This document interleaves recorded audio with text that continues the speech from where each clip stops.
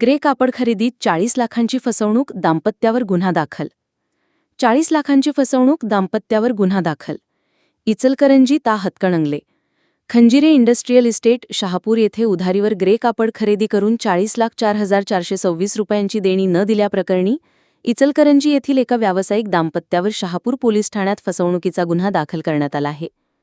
पोलिसांनी दिलेल्या माहितीनुसार फिर्यादी सुधीर श्रीगोपाल दरगड यांच्याकडून उधारीवर ग्रे कापड खरेदी करण्यात आले, मात्र खरेदी केलेल्या कापडाचे पैसे न देता सुमारे 40 लाख रुपयांची फसवणूक करण्यात आली.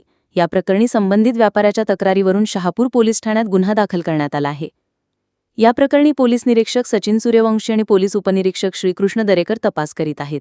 अशा ताज्या बातम्यांकरिता आजच लोकाहिरा न्यूज चॅनलला सबस्क्राईब करा. धन्यवाद.